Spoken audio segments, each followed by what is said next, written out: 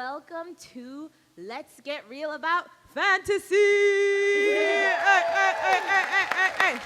Okay. Yeah. So this is the first time ever moderating, and I didn't want to moderate because I was like, I told Daniel, he asked me to moderate. I was like, you can't make Ravenclaws moderate because we get way too intense, and we're like, oh my gosh, and we're like, what are the MLA citations? So this has been a process, but we are gonna have fun, and we have incredible panelists, which is why I know you're all here. So yeah, I'm gonna do that thing, where it's like, make it a conversation. Don't make it go down the line, because it makes everyone uncomfortable.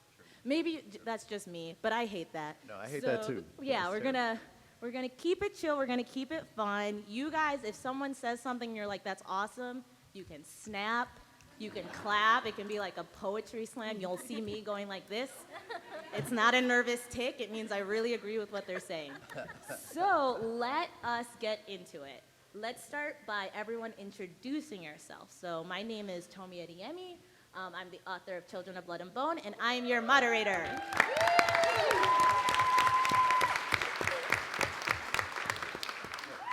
Hey, my name is Daniel José Older. I'm the author of the Shadow Shaper Cipher, Star Wars Last Shot, and most soon, not recently, but soon to come, Dactyl Hill Squad about the Civil War and dinosaurs. Yay! Yay! Hi there, I'm Victoria Schwab. I also write as V.E. Schwab. I am the author of 15 novels for children, teens, and adults, and my newest one is going to be City of Ghosts, and that's number 14 out this summer. Hey.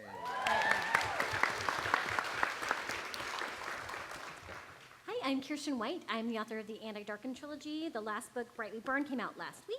And then I have The Dark Descent of Elizabeth Frankenstein, a Frankenstein retelling, which is probably pretty obvious from the title, but you never know. And that comes out September 25th. I'm Maggie Stiefvater. I've written a bunch of books about scary things happening to unsupervised children. The Raven Cycle is my favorite of them, but my proudest moment actually is that I was having a wardrobe malfunction before I came here, and so in my car, I fixed this top with a shoelace. So, Yes! Multi-talented! Okay, all right, we're just gonna dive in. And I thought, you know what, we should start with something a little bit lighter, and then I'm like, maybe not, let's just do the opposite. So, Daniel. Yes. You tweeted that writing Dactyl Hill Squad made you take a second look at how we have kids like deal with trauma, violence, and guilt. So, Ravenclaw. since it's the morning, yeah, I know, I told you, citations. Wow. So why don't you talk to us about that? And I think just to help everyone, if we're talking about a specific book, maybe just give like a sentence or two about it so they know the context. Sure. But yeah.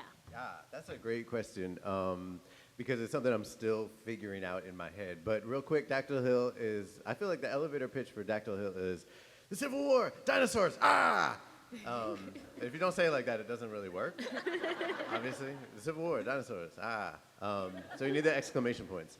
But it's about a group of kids of color in New York City in 1863 who escaped from the wreckage of the Colored Orphans Asylum when it's burnt down by racist rioters during the Civil War draft riots, and kind of take refuge in Brooklyn, which is really what happened to a lot of people. That's kind of how Brooklyn became the city that it is and is starting to not be because of gentrification, is because people were escaping racist violence in Manhattan in the 1860s, in part.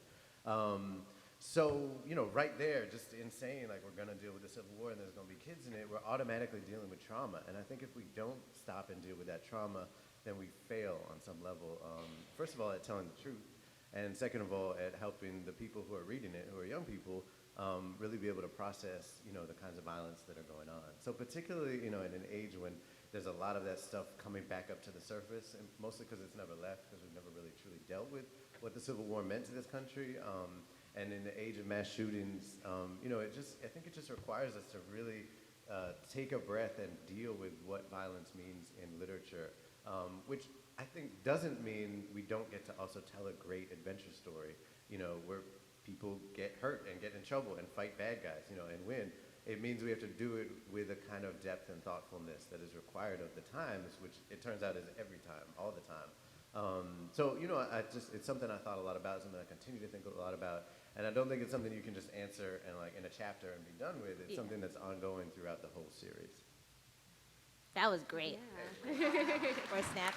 I just want to go off that for everyone, since a lot of you have the majority of your books in young adult, but have ventured into middle grade too. So how do you strike that balance? Because I think, yeah, everyone up here, our young adult stuff is bloody. It's intense. There's violence. There's ooh. So what do you do when you want to still tell that epic adventure for a younger audience? Well, I don't shy away from it. I also am a really firm believer that we need to be able to depict a measure of reality in our fantasy. It's really interesting. A lot of people assume that my adult novels are darker than my YA novels, but it's the exact opposite. Like, my adult novels tend to be really like escapist fantasy, but in my YA novels and even in my middle grade, it's about turning and facing that darkness and giving you tools in which you feel like you can fight it. So it's about taking something that maybe feels like it doesn't have a form, something that you feel overwhelmed by, and then giving it a manifestation, because a manifestation can be fought, it can be bested, it can be competed with. And so it's usually in my young adult novels that characters are seeing the true darkness and violence of the world around them and stepping up to face it, because that is the generation that is going to do that.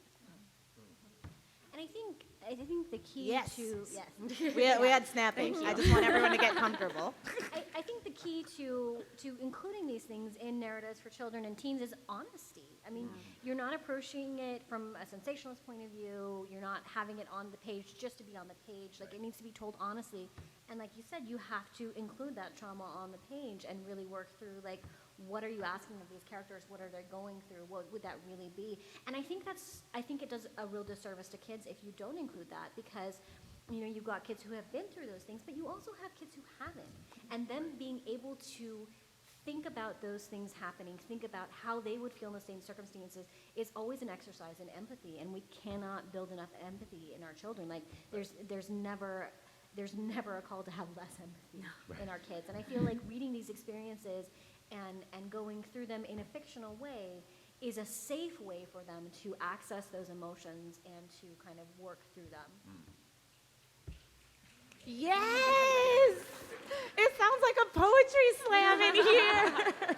Well done. I'm just not good at writing for children. That's what I've learned. Small children, I'm not suitable for small children. The editorial notes on my middle grades are appalling. I'm sorry for all of the lopping and swearing and moral grayness. At a certain point, just take me out of the room. But I want to get back to something that you said, Kiersten, which is this word safe, which I think is a great word to look at, because we're not talking about safe as in making the content on the page somehow safe for kids. What we're talking about is that books themselves are a safe space in which to explore things. Right. You know, whether that's sexuality and gender, whether that's the dynamics of your environment. Like, City of Ghosts is really scary. Right? But in the arcs for that book, there is a preface that says, this is a scary book, but books are the best place to be afraid. Like, it's a great thing. We're giving kids and young readers a measure of control in that way, where they, unlike the world around them, we're giving them something they can put down and pick up. It's something that they have full agency over in a way that they're not always going to have. Yeah, I love that, and I think a lot about the Hunger Games, which Yeah. I think turns 10 this year, right? Oh, It's God, like- I feel I know. That's what I said. I was What like, feel in this old. room? Or Here's Katniss now, 10 years old. Yeah, but the Hunger Games, remember the Hunger Games? Like, people were so freaked out about it because it was violent.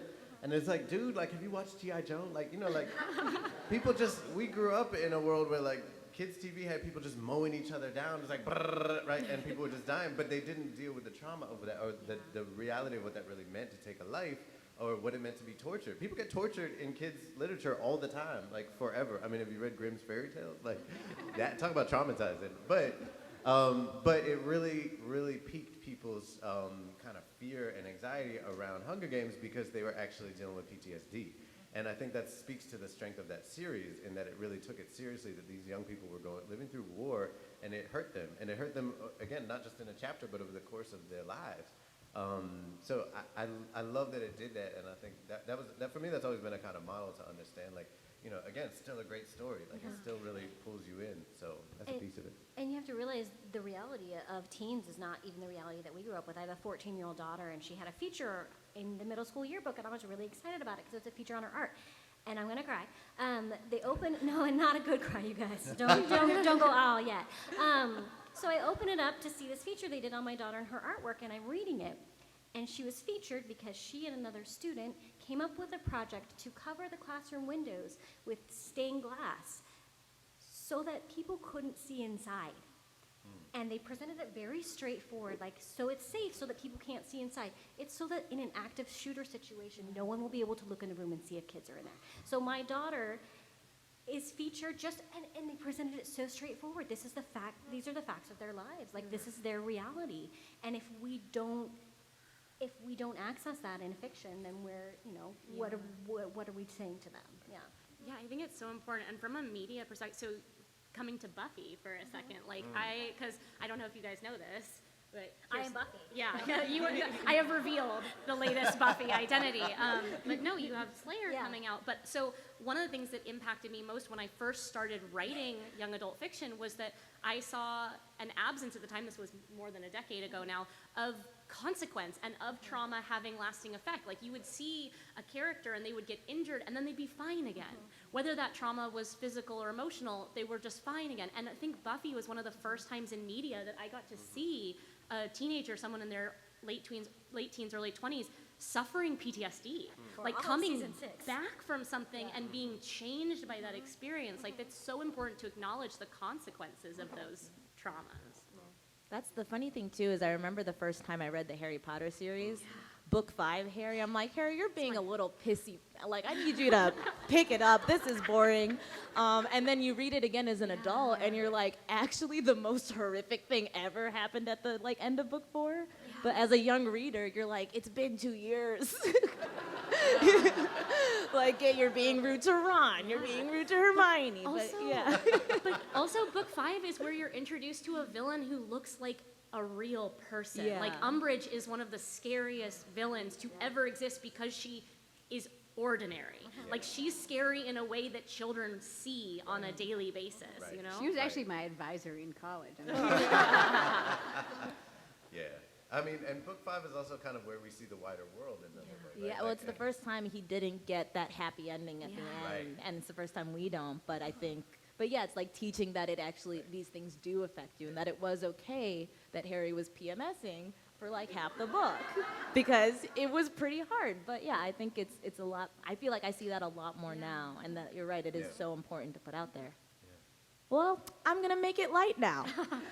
So, woo! We'll go back and forth, So now I just want to know for everyone, what is your favorite part of writing for a young audience? Specifically, if this is your first middle grade. So I know for Dactyl Hill and Beanstalker, I want to know what's the best part about that that's different from writing adult books or young adult books. Mine's really simple. I got to tell it in my book, Beanstalker and Other Hilarious Scarytales. It's fairy tale retellings, and I got to tell a 10-page long pea joke, which I've never been able to do in young adult or adults. So, I mean, that right there, I won. The freedom. Yeah. I jokingly say that, or don't jokingly say, I kind of irreverently say that most of my books are just written for a different age of myself. Like, there's no difference between the audience in my middle grade, my YA, and adult. They're just written to a different version of me. And I was a really, really dark and morbid 11-year-old. I know, shocking.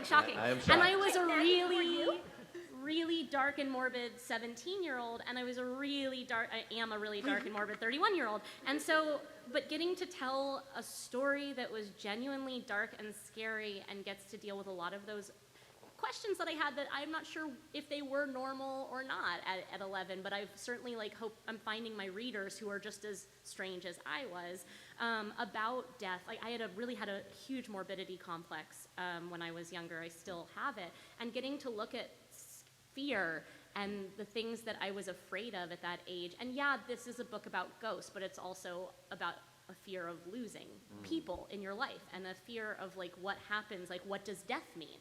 And so getting to explore those concepts that I really, really wanted to explore, not through metaphor and not through analog. I just wanted to think about them, and then all of the books I was reading at the time would look at it through the lens of something. And I'm like, no, I want to talk about death. I want to know if other people think about it as much as I do as a kid. And so I just was grateful I got to write a book for that version of myself that I hadn't gotten to see yet.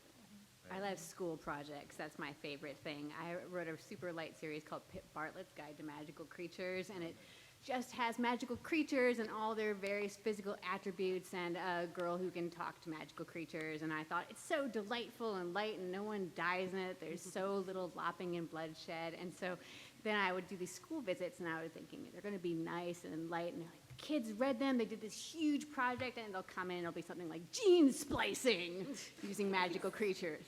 Yes, children. Yeah, I feel like if you convened a panel of like 20 middle grade writers and you asked them that question, at least 10 would be like, poop jokes! Which makes you wonder, like, sometimes I think like we write this stuff because we really want to read it and write poop jokes, and we just think kids will like that, but kids don't really care. There's like, yeah, poop jokes, cool, but adults are like, poop jokes, hey! But like, honestly, like, dinosaurs poop a lot. Like, it's scientific fact, okay, you guys? Like, I wasn't just like, I want to tell poop jokes. I was like, I happen to be writing a book about dinosaurs who poop a whole lot, and so they're gonna poop. What's the comparison of like the average dinosaur to like the average horse in terms of like feces? Like a scale model? Yeah, Just like a scale. I just reference, wanted- My phone is broken right now. I can't do that research. But it's a lot. It's a lot. The point is, it's a lot. The point is, I got away with having poop jokes in the book, and it makes sense. It's world building. But like, I feel like there's the poop but joke even also- in Jurassic Park, though, right? Like, once you're a Yes. dinosaur, like, you have to do it. exactly. That's the thing. And they fart too. I mean, what's funnier than a dinosaur farting? Especially like a triceratops. Anyway. Because it's on stage. There's a Shakespeare performance that happens. Anyway, I get excited. But the point is actually beyond that even, the fact that adults too like poop jokes, we just want to pretend that it's just kids that do it. What I think kids have an amazing and enormous capacity for is swinging very quickly back and forth from amazing lightness to intense, what we were talking about before. Much like Tomi. Yeah. On this panel. But like, no, really, like kids can be like, wow, that was hilarious. And then like we can have some really serious shit go down. No pun intended. See why I write middle grade?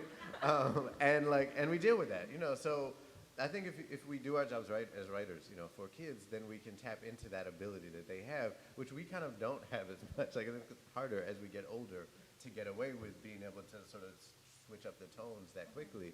But I think kids are really fast paced. Like anyone who's ever been in a room full of 12-year-olds knows that they don't stop moving. Like they're just literally little balls of motion. They're like puppies, and they're just blah, blah, blah, blah.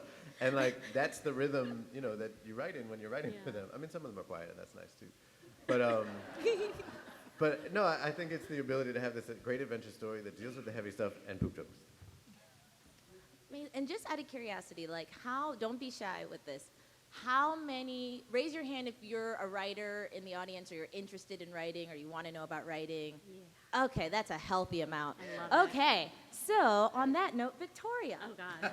So one reason I especially love your Twitter and even just all the stuff you put out there is because before I was published, I felt like you went out of your way to educate people about the reality of writing, because for a lot of us, writing is this like romantic dream that you see in that movie with that typewriter and like a thing of whiskey and then like throwing the typewriter and then it's like the manuscript is done. Or like in is it Stranger Than Fiction where they send an assistant like to stand over her while she writes, and I was like, where's my assistant? Exactly. So I feel like you go out of your way to demystify that process, and even just recently you were tweeting about like, hey guys, here's how movie options work. So I'd love if you would talk about sort of that balance between like career-wise writing for passion and then writing to pay the bills, and just kind of how to do, because I feel like you're a wonderful example of like how to really fight for this career for a lot of people. So I had a really interesting thing happen. So I've been in publishing for just about a decade. I started when sold my first book when I was 21, right? So I've been in it for a little while, but I started quite young, and I had a really big hiccup pretty early on in my career, and things weren't going well, and I got to like take a step back and look at where I was and what I wanted to do, and thought, do I want to stay in this? Is something I want to pursue? And that was the moment. Up until then, I thought, I just want to sell books, I just want to be published, I want to do whatever it is I have to do, but I wasn't thinking, what do I want to read? And so I had this moment with Vicious, which is my fourth book, my first adult novel, where I thought, okay, like publishing might not work for me. So if that's true, if I don't have anyone in publishing to answer for, but I know I'm still going to write because I'm a writer and it's something that I do for myself first. If I were going to write a book just for me, like that nobody else had to read and I didn't have to worry about the business of it, what would that look like? And that was Vicious. And I wrote it over the course of 3 years, and then it sold. And that was not something that it was ever intended to do. But what it showed me was that like I thought if it did sell, that it would narrow my audience, that writing for myself, writing for that age, that version of myself would have a narrowing effect on my audience if I even had an audience anymore. And instead, it blew the doors off my audience. And what I found was that when I was my most authentic self, when I was writing what I wanted to read, and that's what I put above everything, then I couldn't be disappointed. No matter what happened in publishing, I would be satisfied. I would be proud of what I had done, right? Because you learn you have no control over anything except the words on the page. And like that's just a fact of the business. And so it was that combined with the fact that when I started, when I was 21, 22, nobody was talking honestly about anything. And publishing's really overwhelming, and writing is overwhelming, and it makes an island of you. It makes you feel alone in whatever you're going to. And I remember meeting up with some authors in person, and they had this facade where they were behaving like everything was rainbows online, everything was incredible, and then you would see them in person, and it would be like a 2-hour-long bitch session of everything that was going wrong.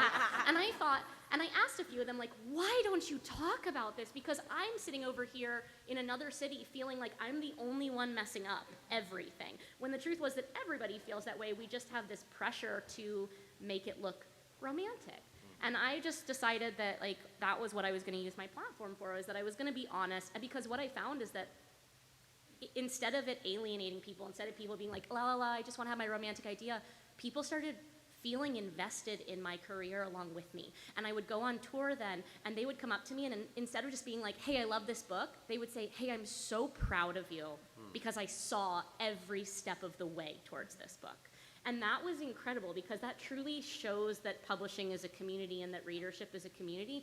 And when you get to see how much blood, sweat, and tears, and Twitter angst goes into any book, you appreciate the end product even more. It doesn't demystify in a negative way. It like helps you understand how much goes into it. Yeah. You know? So That was that's all. wonderful. On that note, I also, if anyone else wants to jump in, because I even slipped out of moderator mode. I'm like, this is so great. So yeah. I really like hearing about other people's process. I gave a lot of writing advice when I was very first starting out, because that's when I actually thought I knew how to write. 20 books in, I know I don't know how to write, so it's great.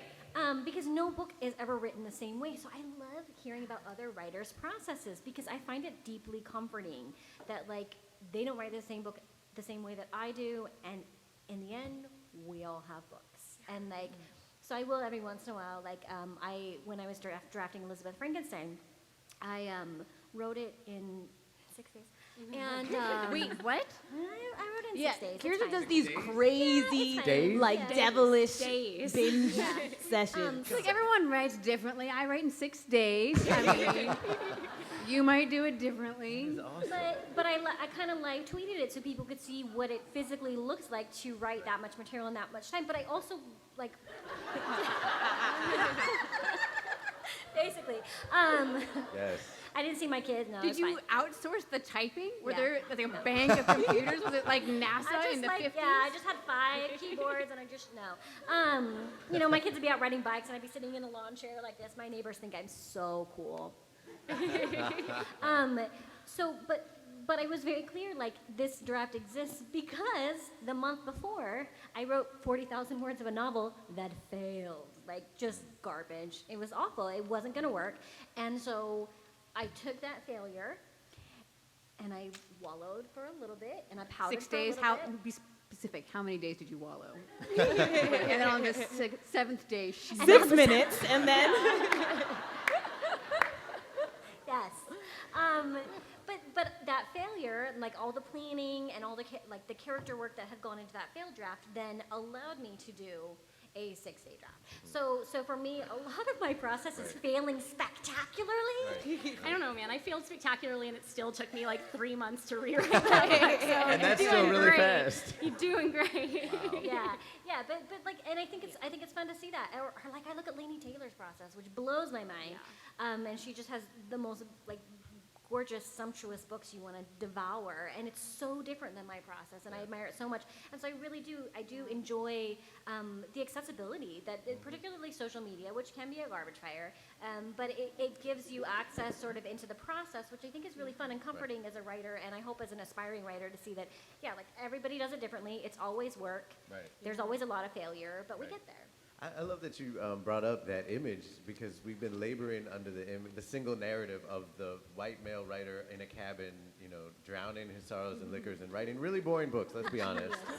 Yeah, the genius. Right, the like faraway genius. Yeah. Probably just being disgusting on a number of levels. And like, just also like failing at life, even if they're winning at publishing. And like, I need us to know that like we can win at life. We can live like balanced or relatively balanced, like normal, happy lives and have relationships and families and not be disgusting people. And also write great books and like write medium books and whatever. Like, it's part of our process. But because of that image, I think a lot of people have just struggled unnecessarily because they don't fit that image or they're trying to or whatever. And then I just think we bring so much shame to the process. Like shame for not having written yesterday, shame for not writing a bestseller. Like You're getting too personal. Yeah, I know. Literally yesterday, I was talking to my boyfriend. I was like, I feel shameful because I don't Right. feel like I'm in the BookTube world. And Which he's is- like, you've been doing events for 5 days. Yeah. Calm You've down. been doing events for 5 days. You put out a huge book that's amazing and everybody loves. Like you're a great writer. Getting like, citations. right. So it's like, but I'm glad you told them that because people in the audience who haven't put out big books probably feel shame for not writing yesterday when they're also working on huge projects. And like, y'all need to know that like shame is what's going to stop you from writing tomorrow, not writing yesterday. Shame will destroy your process. Yeah. Thank you. Well, also, Yes. so you hit on something really, really important, which is the flip side of the romanticism is that we also romanticize the suffering. Right. And that is just as bad. Like, do not romanticize the suffering and be like, oh, well, you can't have a life. You can't have these. Like, the most frequently asked question that I get online is, do you sleep? Because, like, the idea is, like, you can't do what I do and also have time to sleep. And the answer is, I can't do what I do and not sleep. Exactly. Like, you have to take care of yourself. Right. And the idea that self-care is the thing we throw away in the interest of genius Right. is one of the most dangerous Yes. and toxic ideas. Say Like, that shit. you have to human in order to write. Yes. So, That's true. Oh, we got a double snap. I see you in the jean jacket. That looked amazing. I'm feeling so like fired up and excited. Yes. But okay. Everybody Well, register to vote. I know. Yeah. Okay. Well, I want to go now to Maggie. So here's where you're going to see that full citation I've been joking about. I am so excited. But And once, by excited, I mean terrified. yeah, no, it'll be good. It'll be good. So you once tweeted the following words. In 2012, This could on literally go October 14th, anywhere. Our attitude towards girls is taking a weird and terrible turn. It's taking a downturn in the sense that girls are starting to think of themselves as second-class citizens and as only being the sum of their bodies. I just wish girls would be a bit more self-aware about what they're being told. So can you talk a bit more about that and then how you balance that within your own writing? Yes. Okay, so I am really, really, really into cars. If you follow me on social media, you might know that I have feelings about cars. I drove my car from Virginia to Comic-Con, and I have another work job that I'm doing, which is car related. And so on the way down from LA here this morning, I stopped at a car manufacturer to drop off the car keys for a car that I was doing a piece on, and I was driving my car. And as I was standing in the parking lot, a woman walked up to me who worked at the car manufacturer, and she told me that I was very beautiful, and she wanted to know if I was there modeling the car I was standing next to. Like this car with the Virginia license plate and the bugs which I collected in Kansas and everything else. No, this is my car, and I'm not going to leave you in a giant pool of exhaust. And the thing is that it was a compliment. She really liked my car. She thought that I was dressed very well. This was before the wardrobe malfunction, so I wasn't showing her any of my body parts, so that was exciting. But the thing that was most disturbing to me was that it was a woman who was asking me if I was modeling for this. It wasn't some dude. Like, I didn't say it was a dude. I tweeted this as well. And everyone was like, I hope you left him in the dirt. But the worst part is that women are a lot of the people who are putting the cap on top of it. And so, I don't know, it feels more distressing to me. And one of the things that I actually find most distressing is that people ask me, as an author, how do you write such strong female characters? And I was hoping that question would die like a decade ago, and it still exists. No one ever asked me, how do you write strong male characters? And so until it's the same question, we don't truly have equality. And so I guess that's really what I'm trying to do in my books, is I'm trying to write girls who are interesting, not strong. They don't have to be wearing leather pants and like punching people in the face. and they're strong in all kinds of interesting different ways, but they're also weak in all kinds of interesting different ways. I don't know if I always pull it off, because the thing is that it's hard, even as a woman, to not be that person who walks into a parking lot and says, are you here to model that car? And so, I don't know, I feel in 10 years I'll be better at it, but I do my best. Yeah. So here's a question. Who here knows what fridging is? Ooh. Raise your hand. Okay, because I had This to. is a I had to good con for that. I had to explain to two producers and a studio executive last night who did not know what fridging is. Fridging is the idea that the greatest utility for a female character is dead, right? So a fridging is when you kill a female character in order to give the male character emotional complexity because he has now lost someone that he likes or loves. So what you're saying when you do that, when you fridge, it's always a woman, except in John Wick it's a puppy, but that's very self-aware. When you see Deadpool 2, sorry for the spoiler, if you fridge a female character, what you're saying is like, yes, you totally have worth to this story. It is as an object.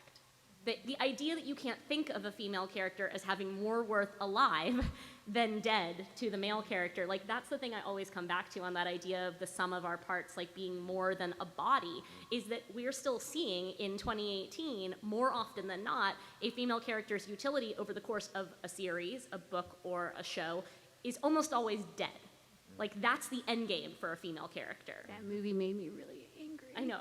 It made me so angry on so many levels. But keep an eye out for it, because if you didn't know what fridging was before, you do now. Right. And you will see it everywhere. And think about what that says about how we value our women.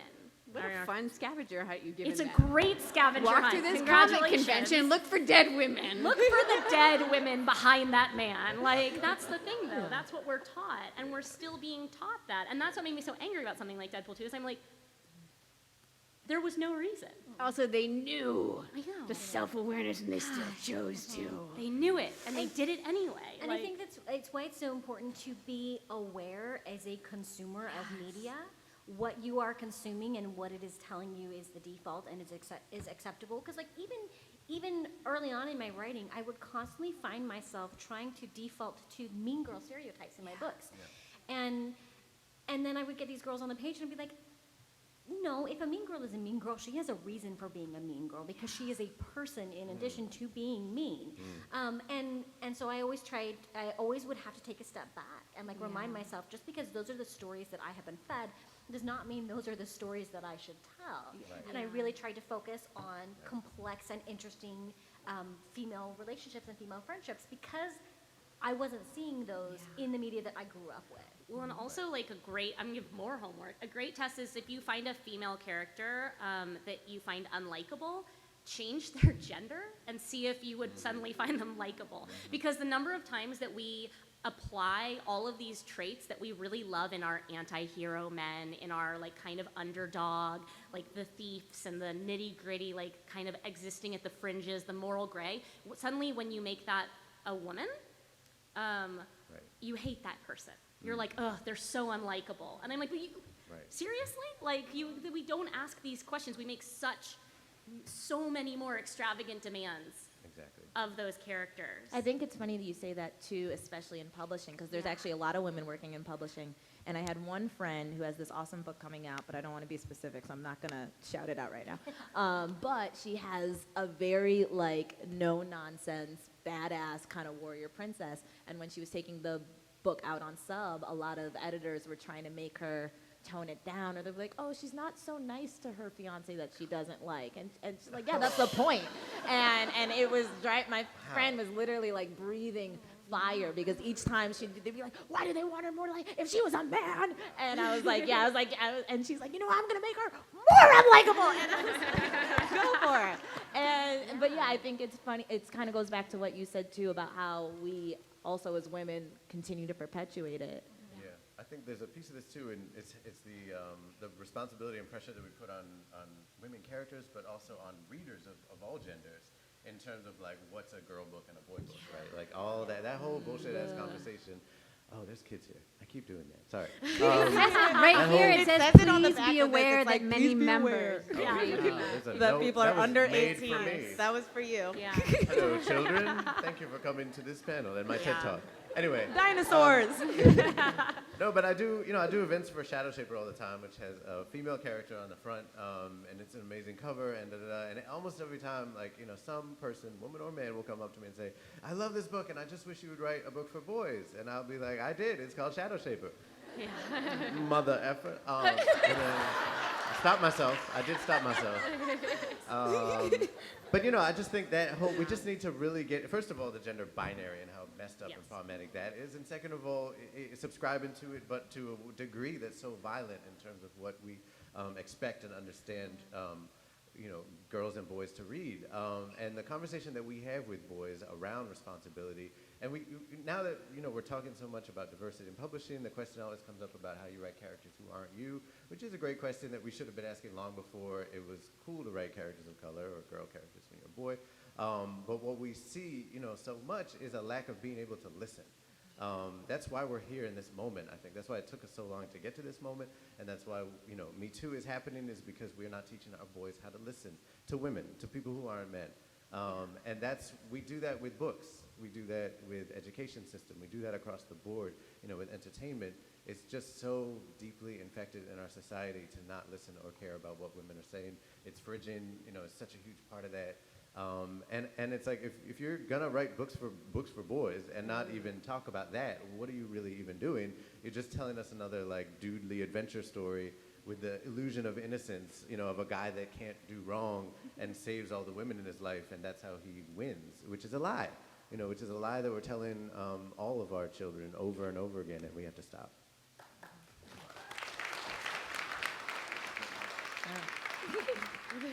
Okay, so I'm gonna check the time. All right, I want to do one more individual question, and then I think we'll open it up because, do you guys have questions?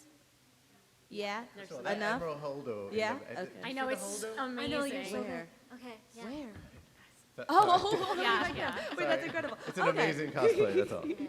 All right, so Kiersten, something I love so much about your stories is how you aggressively reverse things. You don't just like to reverse things, you like to be really aggressive about it. So even in with Beanstalker, you take our Princess Rapunzel and you make her this little punk with a mohawk. Or with Now I Rise, you take Vlad the Impaler and make him Lada, the more badass female impaler. So I want to know, this is kind of a little bit about your process. I want to know, does the story come first and then the idea to reverse it comes, or does that come together? And what do you think doing these dramatic reversals adds to the story or gives to the reader?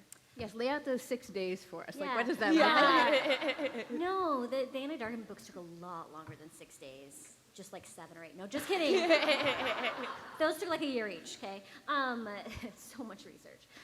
So the idea for Anna Darkin always centered around Lada because it wasn't a story to me until I was because I knew all the history. Vlad the Impaler, who was also Vlad Dracul, who is the historical Romanian prince and notoriously violent. He inspired Dracula, the book. There's no real Dracula. I'm sorry. He was a contemporary of Mehmed the Conqueror, who was the Ottoman Sultan who, at the age of 21, overthrew Constantinople. They grew up together. Vlad was a political prisoner in Mehmed's court, and they were just so dynamic and so interesting and so brutal. And as I was thinking about them and their history, and as well as Vlad's brother Radu, who had a polar opposite reaction to their childhood, even though they had gone through the same things, I was thinking about what it would take for a person to be that dynamic, but also that stubborn and that just his utter refusal to ever back down. And I thought, well, it would make more sense if he had been a girl, because women have to work harder. We have to, just to be on a level playing field, we have to do more at every single stage, and it's even worse if you're a woman of color or not cisgender. And historically, it was pretty bad. And so once I got the idea for Lada, that's when it became a story for me. But it was really interesting writing her because I kept finding myself wanting to soften her because I was afraid of the reaction, because I'd had an angry narrator in a book before and people had responded very poorly to her. They did not like that she was angry. They thought she should be nicer. And so I kept kind of trying to think well, maybe Lana really likes horses. Maybe she's super nice to animals, and that's but she doesn't care, you guys. She doesn't care. Also, horses are terrifying. I could not find it in me to write positively about horses. They're just all teeth and hooves, and like they could fit your shoulder in their mouth. Just don't. I just bought a horse, Kiersten. No, we're not going to talk about that.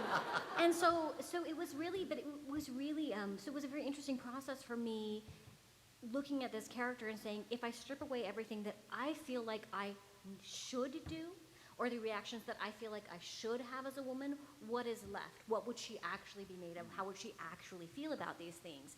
And I had the opposite reaction of your friend in that my editor never asked me to pull her back. All she ever wanted was to make sure that these things that Lotta was doing were supported within the narrative. So she was never being violent just to be violent. It had to build to it. There had to be a reason for her to make that choice because she's not dumb. She's not going to do it just, for kicks and giggles.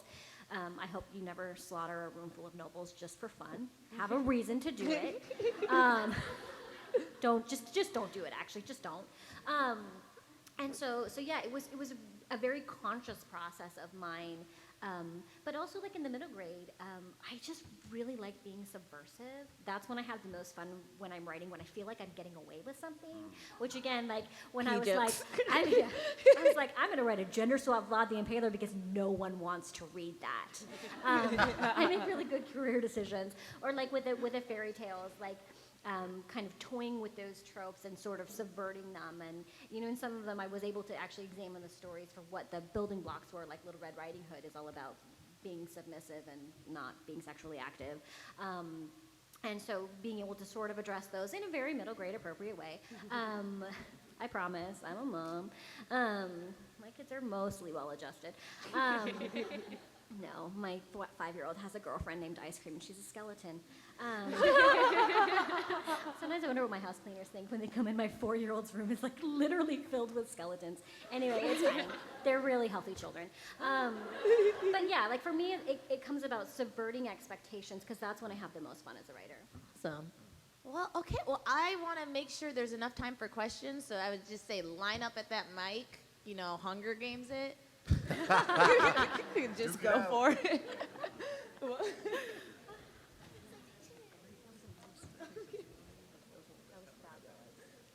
Oh, hello. Seem to have the privilege of being the first one up here. So I just want to say thank you guys all for coming. I am not a writer, I'm a painter, and one of the things that I've done recently is I had a character named Megan, and she had flowers in her hair and a big sword with a ton of blood on it. And it made me think that we talk a lot especially with writing and character development, about strong female characters that gets translated into physically strong female characters. And I wanted to hear from you what you think of, like in a bullet point kind of way, what your number one character attribute that you give to a female character to develop a strong female character that doesn't have to do with like physical strength or able to murder you or things like that. Yeah, mine's ambition. I say that all my female characters are Slytherins and all my male characters are Hufflepuffs because I just like, I think that like men need to deal with their feelings more, and I want my women to want to hold things, like take things and keep them. So they're like ambition. I think just make them human. I think any female character becomes a strong character when you allow her to be a fully realized person.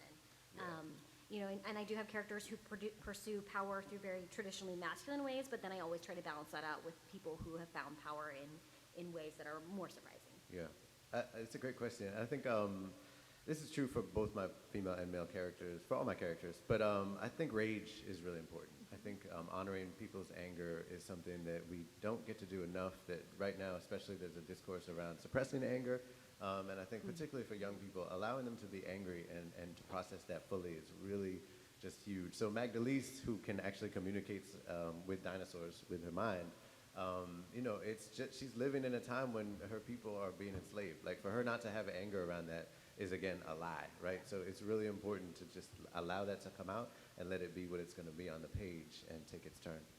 For me, the biggest thing is putting the girl into traditionally male spaces. Anytime that you just have them do whatever a boy does, instantly it reads as being something which is subversive. So the Scorpio races is entirely about a girl who's running in a race that's a traditionally male space, and that's basically my life, and so just putting her there and making her do anything is instantly turning her into a strong character by existing in that space. Okay, and I have to apologize because I thought these panels were an hour, so I thought I left 15 minutes for questions, but I've been given a sign that says that is inaccurate. So we have time for one more question. Apologies. Sorry. Talk amongst yourselves, figure out Sorry. who's going to be your representative. Yeah. That's why You got I this. did say It's Hunger gonna be Games you. it, though, because well, you never actually, know. It's about Hunger Games, kind of. So, Okay. apropos, Appropriate. I guess. Actually, kind of to go back to the first question you asked in that kind of discussion. Actually, in grad school, I wrote a paper about Mockingjay and how it is just war theory. It's entirely it's all just war theory. And I was taking a class at the time, and I happened to read Mockingjay at the same time, and it blew my mind. And I think it's really important that middle grade and young adult books take these kind of deep philosophical discussions that you don't have until college or your grad school, or never have it. And I was wondering if you all have not just like morbid or death or just like general feelings, but like even deeper philosophical ways that you present these topics to young adults and to children. Well, all my books start with a question. The Anti-Darken series was how do normal people get to the point where they can justify atrocities in the pursuit of their goals, which seems like a very heavy topic for teen literature. It probably is. They're literally heavy books. But I mean, if you look at Tomi's series is fantasy, and it's this marvelous world, but it's this world exploring what you lose when another culture takes over yours and says everything about you is wrong and takes away the heart of and the literal magic of your people. And like, these are not light topics that we're presenting to children and teenagers, but children and teenagers are so open to them. I mean, look at Tomi's book. It's like on bestseller list forever. I never wanted to fall off, ever. And like, you know, you have these kids who have never been exposed to those things or who have been, and they're able to see that. And like, I just so admire the creators that we have, like Tomi, who are presenting these things to children and to teenagers. I also think to go back to what you said, that maybe in a year or two that question of how do you do this for kids is going to phase out. Because like you said, like, you know, we have 11-year-olds getting water for cities. We have kids putting stained glass on their like windows at school to prepare for school shootings. So I feel like that innocence too in sort of the garbage fire that is what's happening today is already being stripped away, and kids know that it's just not as like rainbowy as it was for me when it was just SpongeBob and cotton candy. So Look, SpongeBob goes in on some stuff. But I would also say that the mechanism, I think the biggest answer to your question is that the mechanism is story, right? And that allows us to get to places that certain kids would never get to if it wasn't for story. If we just came in with a dry or even an exciting, you know, social studies presentation, which can be great, and certain kids will, I'm not even kidding, certain kids will really connect to that. I was one of those kids. I was a super politics nerd as a kid, and I love that stuff. But like, some kids are not. And the way that you really reach everybody is with story, and lots and lots of different stories, not just one. But you know, like Magdalise is living in a time when her people are again being kept in cages, right, literally. And she doesn't trust the people who are supposed to be good guys, because they were a generation ago, or not even that long ago, the ones also putting people in cages. But they're fighting the war against the bad guys who are doing that. So there's a lot of resonance in the time right now, right? And it would be one thing to go into a classroom and present that truth, and that is an important thing to do, but it's also another thing to have a conversation and say, well, if you were Magdalise, what would you do? When the reality is they are all Magdalise, because we're living in that time. To end on a happy note. yeah. Thank you, guys.